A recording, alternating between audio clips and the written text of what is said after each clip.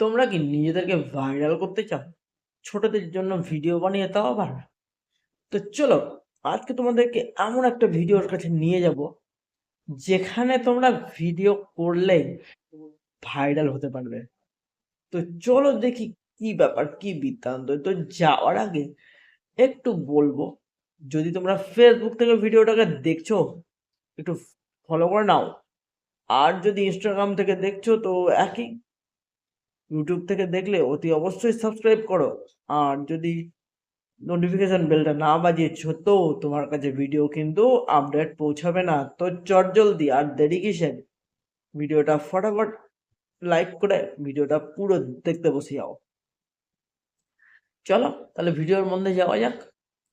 আজ আমরা দুটো এমন টুল নিয়ে এসেছি যে টুলের মাধ্যমে তুমি যখনই বাচ্চাদের জন্য 3D মডেল ভিডিও বানাবে, তোমার ভিডিওর সঙ্গে সঙ্গে হয়ে যাবে ভাইরাল।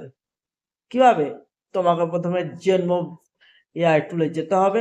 এখানে প্রম্পট লেখার আগে তোমাকে 3D মডেল ভিডিও কথাটা ক্রিয়েট করে নিতে হবে। এরপর তুমি তোমার ইচ্ছে মতন প্রম্পট বসাও, বসিয়ে একটা ভিডিও ক্লিপ তৈরি করে নাও। এইবার এখান থেকে তোমাকে বেরিয়ে যেতে হবে কোয়ান ভিডিও এডিটারে।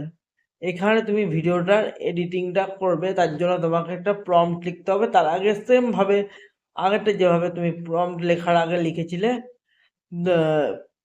3D মডেল ভিডিও, সেভাবে এটাতেও লিখতে হবে।